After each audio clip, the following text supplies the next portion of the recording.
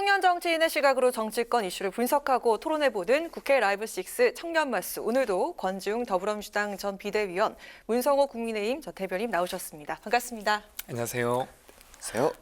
청년마스라는 코너 이름으로 저희가 하고 있는데 제가 또 진행을 함으로써 온전한 청년이 된 것 같습니다. 그러게요. 네. 앵커님이 섭섭해 하시지 않아요? 그런가요? 마음만큼은 청년의 마음으로. 네. 자, 여당의 새로운 소식부터 살펴보도록 하겠습니다. 대구 경북 지역 3선의 윤재욱 의원이 국민의힘 신임 원내대표로 선출이 됐는데요. 지난 대선 때 당 선거대책본부 상황실장을 맡으면서 당시 그 윤석열 대표를 옆에서 도운 친윤 성향을 꼽히는 인물입니다. 이제 그 새 지도부 모두가 친윤계로 채워진 것 같은데요. 이준석 전 대표 체제 때와 비교를 했을 때 그 정치적인 연륜에서는 좀 강점을 갖지만 아무래도 좀 다양성이 부족하다 그런 지적이 나오기도 하는데 우리 청년 정치인으로서 어떻게 생각하시는지 문성호 대변인부터 이야기해 주실까요? 저는 조금 우려가 되는 부분이 좀 네. 많습니다. 이제 실제로도 이번에 이제 원내 대표께서 이제 선출되시기 전에 당에 있었던 이야기가 뭐냐면은 지도부 구성이 아무래도 좀 대구 경북 쪽 아니면 그렇죠. 경상도 쪽으로 좀 치중이 되고 있다 6명이 보니까 지금 최고위원 안에서 네. 영남권이 6명이더라고요. 그러니까 이제 원내대표는 좀 다른 수도권이나 뭐 이런 쪽에서 낼 수 있는 게 좀 더 우리가 전체적으로 조율하기 좋지 않겠냐 이런 얘기도 있었는데 결국 이제 원내대표까지도 이제 경상도 쪽으로 결국 치중이 되어버렸기 때문에 이런 부분에서 어떤 기성의 저희의 지지층들을 결집시키는 데는 지도부가 역할을 충분히 해낼 수 있을 것이라고 생각을 하지만 네. 사실은 선거라는 것은 각 이제 거대 양당 두 곳에 이제 30%대 지지층을 결집하는 것보다는 중도 40%를 얼마나 가져오느냐로 갈리는 것이 이제 투표거든요. 선거거든요. 그런데 지금 이 지도부가 과연 어떤 저관여층, 기존의 저희를 지지하지 않던 지지층을 과연 끌어올 수 있을 것인가 이런 부분에서 좀 우려가 많습니다. 실제로 이제 뭐 이준석 대표를 대표로 되는 뭐 친이계 뭐 이런 부분에 대해 이야기가 나오는 것도 저희가 대선 때까지만 해도 청년의 지지율이 상당히 높았거든요. 그런데 지금은 저희의 어떤 기성 세대 간에 꾸준히 지지하지 않았던 40대보다도 20대 지지율이 더 낮은 게 지금 현실이에요. 네. 그렇기 때문에 이런 부분에 우려가 계속 나오고 있는데 이런 부분에 대한 조율을 하려는 움직임이 뭐 좀 부족한 점이 있지 않나 이렇게 생각하고 있습니다. 네, 새 지도부 9명 중에 또 5명이 60대 이상이더라고요. 네, 어떻게 보셨습니까? 저도 문성호 대변인이 이야기하신 것과 좀 동의되는 부분이 있는데요. 그 부분에 있어서 어떤 부분이냐면 그러니까 사실은 윤석열 정부의 성공을 바란다고 하는 건 윤석열 대통령의 말을 잘 듣는 것인가. 이미 말을 잘 들을 사람들은 많은 것 같아요. 이미 지도부에. 그렇다고 하면 윤석열 정부가 성공하기 위해 윤석열 대통령의 약점을 보완한다던가 아니면 윤석열 대통령이 보이지 못하는 모습을 원내대표라고 하는 상당한 어떤 권력자가 보완한다거나 이런 것들도 윤석열 정부의 성공을 바라게 하는 어떤 중요한 어떤 요소인데 그것들을 원내대표가 채워줄 수 있을까 하는 기대가 있었는데 그런 기대는 전혀 충족되지 않을 것 같습니다. 그러다 보니까 원내대표 선거 자체도 거의 주목을 못 받았어요. 그러니까 이미 줄 서 있는 사람들 중에 누가 되든 별반 차이가 없다는 측면에서 그랬던 것 같고요. 또 하나 더 우려가 되는 것은 사실 원내대표는 다른 정당과의 협의를 할 수 있는 사람이어야 됩니다. 그렇지 않겠습니까? 어쨌건 국회라고 하는 건 여러 정당들의 이해관계 속에서 자신들의 이해를 반영하고 어떤 것들을 양보하기도 하는 게 본래의 일이어야 되는데 이번에 취임을 하신 다음에 원내대표께서 이야기하신 것도 대선 때 상황실장이 되겠다 이런 이야기를 했어요. 그러니까 국회 내에서 역할을 이야기하신다기보다 그냥 대통령과의 어떤 관계 설정을 중심으로 네. 일성을 하신 걸 보면 어떤 국회 내에서 협치도 잘 안 될 것 같다는 생각이 듭니다. 국민들이 바라는 어떤 그 여당의 모습은 아닌 것 같아서 그 부분은 좀 아쉬운 것 같습니다. 네, 두 분께서 이렇게 친윤을 강조하셨는데 정작 오늘 그 윤재욱 당선인은 화합을 얘기했습니다. 이제 그 이준석 전 대표 등과 비윤계들과 함께 가겠다 이렇게 얘기를 했는데 친윤계와 비윤계 화합을 이끌 수 있다고 보시는지요? 화합이 저도 이루어진다면 너무 좋겠지만 이제 이 화합이 어떤 방식으로 이루어지느냐도 굉장히 중요하거든요. 지금 이제 뭐 이준석 대표와 화합을 얘기하시는 분이든 아니면 뭐 이준석 대표에 대해서 뭐 비판을 하는 당내 목소리든지 간에 이것이 뭐 개인의 호불호 이런 것이 아니라 결국 당을 위해서 저희 당의 총선 승리와 그 총선 승리 이후에 저희 당의 이제 국정 운영을 위해서가 되어야 하는데 그렇다면 저는 화합을 하지 않더라도 이준석 대표가 있었을 때는 왜 우리가 젊은 층과 뭐 아니면 기성의 저희를 지지하지 않았던 호남층도 저희가 15% 넘게 지지를 이번에 지선 때 받고 했었거든요. 이런 것이 어떻게 가능했었는가? 이런 걸 분석해서 어떤 그런 정책적인 부분을 계승하는 것이 저는 우선이 돼야 된다고 생각을 하는데 화합을 이야기하시면서도 이준석 대표 체제 당시에 우리가 어떤 개혁적으로 실행했던 정책들을 좀 폐지하는 수순으로 가고 있단 말입니다. 이번에 뭐 얘기했던 PPAT 폐지 이야기 뭐 이런 이야기도 나오고 있고 네네. 이게 개전의 어떤 공천을 개혁하겠다는 또 이런 모습을 보였던 것인데 그러니까 이제 정책 같은 거는 다 제자리로 돌려놓으면서 화합을 하겠다라는 것은 결국 저쪽에서 우리에게 항복하고 들어오라 얘기밖에 안 되는데 이 대표 측에서 그걸 받아들일지도 모르겠고 받아들인다고 한들 그런 모습을 보고 기존에 이제 어떤 우리에게 지지층을 보였던 기성의 지지층과는 다른 새로운 지지층들이 꾸준한 지지를 보일 것인가 여기에도 또 의문입니다. 그렇기 때문에 저는 화합이냐 아니냐가 중요한 것이 아니라 우리 당내 개혁을 어떻게 완수해 나갈 것인가 이것이 더 먼저 보여져야 된다고 생각하고 이런 부분에서는 지금 지도부가 좀 부족하다고 생각합니다. 쉽지 않아 보이는데요. 그리고 그 윤 원내대표가 거대 야당의 폭주를 견제하겠다 이렇게 말을 했습니다. 앞으로 그 민주당과의 관계 어떻게 될까요? 앞서 이야기 드린 대로 안 좋아질 것 같아요. 그러니까 이미 윤석열 대통령은 지금 대통령으로서는 최초로 야당 대표를 만나지 않고 있는 대통령입니다. 그런 상태에서 원내대표마저도 사실은 상대당을 되려 이제 폭거라고 이제 규정하고 이렇게 관계를 설정해 나간다고 하면 관계가 좋아질 리가 없죠. 반복해서 이야기 드립니다만 사실은 이제 국민들이 바라는 국회라고 하는 거 각자 이제 진영의 이야기를 대변하면서도 공통점을 찾아서 진행할 것은 진행하길 바랄 텐데 그런 것들을 기대하기가 어렵고 사실 그렇게 해서 국회가 마비된다거나 혹은 아니면 정부의 어떤 운영이 원활하지 못하면 거기에 대한 책임은 사실은 대통령에게 물을 수밖에 없어요. 왜냐하면 한국은 대통령제 국가고 대통령이 많은 권한을 갖고 있기 때문에 협치가 안 된 것에 대한 책임도 물론 지금 여당은 계속 그 야당이 다수당이기 때문에 우리는 어쩔 수 없었다라고 말하지만 국민들이 보기에는 대통령의 권한에 비해서 지금 전혀 노력을 안 하고 있기 때문에 이런 것들에 대한 책임, 그러니까 협치가 안 되는 것에 대한 책임도 역시나 윤석열 대통령을 향할 거라 그것을 좀 완화할 수 있는 원내대표 역할이 있으면 좋았을 텐데 그러지 못할 것 같아 역시나 아쉽습니다. 네, 여당 측 내년 총선에 빨간불이 켜진 걸까요? 이틀 전 치러진 4.5 재보궐선거에서 국민의힘이 그 강세 지역으로 꼽히는 울산에서 저조한 성적표를 받았습니다.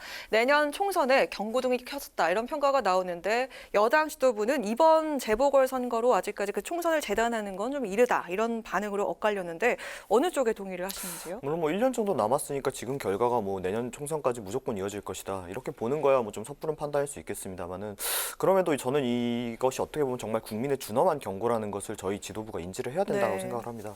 왜냐하면 이제 울산 지역이 저희 당이 원래 지지세가 좀 높은 지역이 실제로 네. 또 이번에 지역구인분이 이제 최고 지도부에 들어가시기도 했고 네. 그렇기 때문에 원래 기성의 어떤 투표 성향대로였다면 저희가 승리를 했어야 되는 지역구였거든요.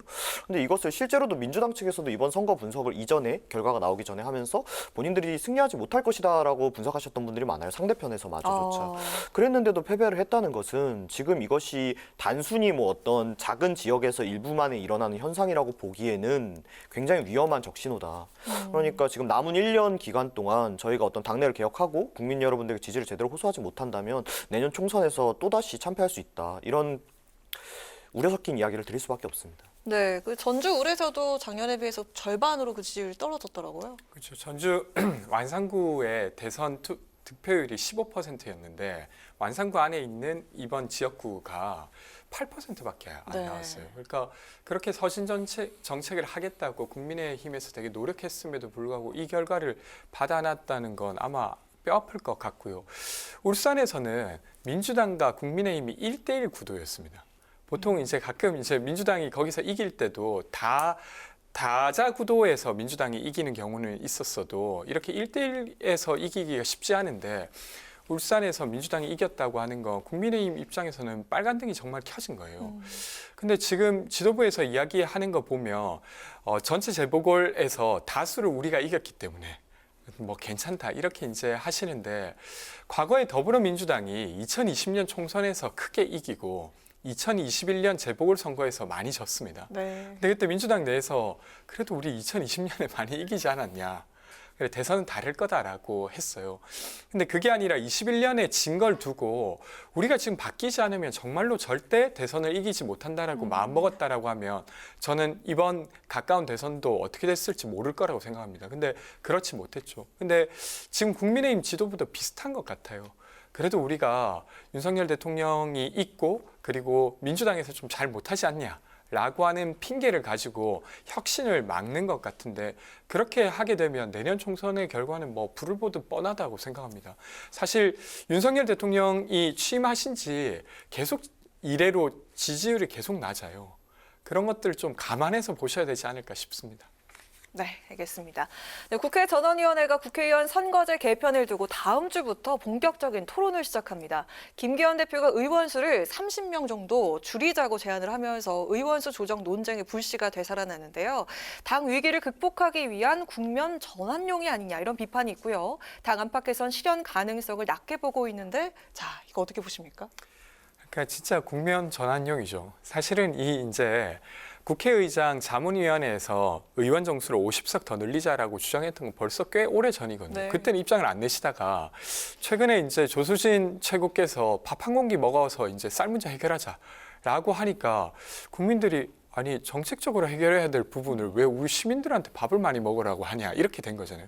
어떻게든 덮어야 되니까 국민들이 사실은 정치에 대한 혐오 정서가 있고 이것을 이용하기 위해서 국회의원 축소하겠다 이렇게 이제 던진 것인데 네. 사실 내용적으로도 말이 안 됩니다. 그러니까 물론 이제 국민들의 정서를 이해한다 손 치더라도 지금 대한민국은 국민당 국회의원 수가 되게 낮은 국가 중에 하나예요. OECD 평균으로 치면 10만 명당 1명 정도의 국회의원을 두고 있는데 저희는 17만 명당 1명 정도로 되어 있습니다. 만약에 OECD 평균으로 하면 504명 정도가 돼야 돼요. 근데 꼭 그렇게 하진 않더라도 전체적인 국제적 기준으로 봤을 때 의원이 늘어날 필요가 있다는 것은 사실 객관적인 사실이고요. 또 하나 더는 선거제 개혁을 하겠다고 동의하고 있지 않습니까? 윤석열 대통령도 그걸 이제 연초에 이야기를 하셨고 그 의견을 받들어서 한다 손 치더라도 선거제 개혁을 통해서 정치가 바뀌려고 하면 사실은 국회의원 수를 증원하는 게 더 현실적 방안입니다. 왜 그러냐면 253개의 지역구가 이미 있고 이것을 줄이려고 하면 현역 의원들을 설득해야 돼요. 근데 그것이 정말 쉽지 않기 때문에 되려 증원을 해서 여지를 만들고 이걸 비례대표로 쓰든 아니면 중대선거구제로 쓰든 이런 논의를 해야 되는데 이것을 다시 막아놓고 심지어 줄여서 뭔가를 개혁하겠다는 건 개혁을 안 하겠다는 거죠.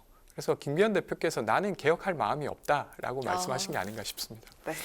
뭐 세부적인 사안은 이제 최고위원님께서 잘 얘기해 주셨기 때문에 저는 좀 정서적인 부분에서 말씀드리고 싶은 것이 이제 국민 여러분께서 어떤 정치인 특히 국회의원에 대한 혐오 정서가 또 우리나라 존재하고 그렇기 때문에 이런 특권을 누리는 사람을 숫자를 줄이겠다 이런 게 뭔가 좀 좋게 들리실 수 있지만은 숫자를 줄인다는 것은 결국 남은 인원이 늘리는 특권이 더 강해진다는 얘기입니다. 한 명 한 명의 의원이 자기가 발휘할 수 있는 권한이 더 커진다는 이야기예요.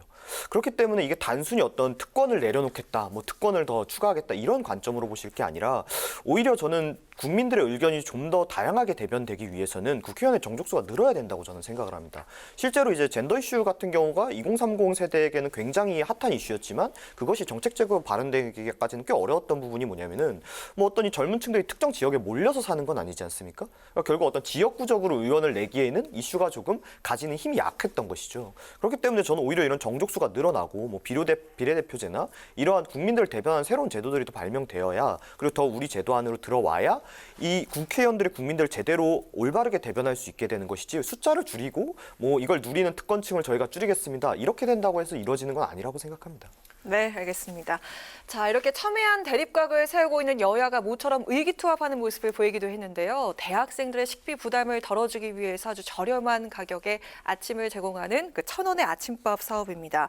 또 한편으로는 총선을 앞두고 MZ세대 표심 잡기 경쟁에 나선 것 같기도 한데 이재명 대표가 또 오늘 전남대에 가서 또 식사를 하시더라고요. 실제로 그 대학생들 사이에서도 호응이 참 좋은 것 같습니다. 어떻게 보셨습니까? 제가 요즘 너무 밥값 비싸지 않습니까? 너무 비쌉니다. 그 순댓국이 10,000원 하는 걸 10,000원이 보고 넘는 것도 많고요. 네, 네. 지금은 좀 익숙해졌는데 처음에는 좀 적응이 안 될 만큼. 근데 그 10,000원이라고 하는 돈이 뭐 물론 최저임금이 좀 계속 올랐긴 하지만 부담이 되지 않습니까? 그런 걸 봤을 때 어쨌든 대학생들에게라도 그 어떤 식비 부담을 줄여주는 건 저는 좋은 일이라고 생각하고요. 근데 좀 더 나아갈 것은 이제 대학생만 청년은 아니기 때문에 다른 어떤 직장으로 돈을 번다 손 치더라도 20대에 돈을 버는 분들은 좀 저축을 할 수 있는 여유가 있어야 되는데 그분들에 대한 어떤 식비는 어떻게 줄여줄 것인가 이런 논의가 필요하다고 생각하고요. 그런 맥락에서 지금 이제 민주당에서는 교통비 이야기를 하고 있어요. 네. 그러니까 산단에 있는 근로자분들에게 최소한의 어떤 교통비라도 지원을 해서 그 청년 동행카드 그 네. 복원을 또 제안하기도 했죠. 맞습니다. 그래서 조금의 어떤 소득에 대한 여지를 좀 만들어 드리자 이런 이야기를 하고 있고 이런 부분에 있어서는 더 경쟁하면 좋겠어요. 그러니까 지금 이제 국민의힘이 이야기한 것에 민주당이 그 하나 더 보태겠다 이렇게 이야기한 거잖아요. 이런 것처럼 지금 국민들이 겪고 있는 어떤 지금 물가 부담을 어떻게 낮출 것인가를 더 이런 방식으로 경쟁하면 좋겠다 싶습니다. 네. 저도 지금 이제 뭐 이런 1,000원 밥, 이제 학식, 뭐 급식 이런 뭐 정책이 지금 호응을 잇고 있고 또 뭐 이런 것이 확대되는 것은 정말 좋은 방향이라고 생각을 합니다. 실제로 얘기하신 대로 물가 굉장히 비싸지고 있고 학생들이 보통 소득이 없거나 그래서 적은 경우가 많기 때문에 이런 게 실질적으로 도움이 된다라고 생각을 합니다. 다만 이런 정책은 어쨌든 결국에는 정부 지원책이 될 수밖에 없습니다. 그러니까 지속 가능하기가 사실 쉽지 않고 지속된다 해도 꾸준히 어떤 정부 재정 부담으로 이어질 수밖에 없는 정책이기 때문에 이런 정책도 물론 있어야겠지만 사실 청년들이 기존의 어떤 정치인들에게 요구했던 것이 뭐 우리 밥 먹을 돈 없으니까 밥값 내려달라 이런 걸 요구한 건 아니었거든요. 저는 이제 지금 2030 세대가 가장 정치권에 요구하고 있는 키워드가 뭐냐라고 물어보면 저는 공정이라고 생각해요. 그러니까 이런 정책도 좋지만 이런 청년들이 정말 요구하는 공정에 대한 정책들에 대한 이야기가 좀 이거 하나에 묻혀서 이야기가 나오지 못하는 현상이 될까 봐 좀 우려가 됩니다. 그렇기 때문에 이런 시혜적인 정책만으로 청년의 표심을 사려고 하지 말고 청년들이 진정 원하는 것이 무엇인가 이런 거에 좀 더 기울이는 모습도 함께 보여주셨으면 더 좋겠다는 생각입니다. 네, 좋습니다. 오늘 저희가 마지막으로 이야기 나눠볼 주제는요. 학폭에 관련한 그런 내용입니다. 넷플릭스 드라마 더 글로리 두 분 혹시 보셨나요? 네, 재밌게 봤습니다. 두 분 다 정말 재밌게 보셨군요. 자, 그 학교 폭력에 대한 그 복수를 다룬 네. 드라마였죠. 네. 정순신 변호사 그 아들의 논란으로 그 학교 폭력에 대한 사회적 공분 또한 더 커지고 있는 상황입니다.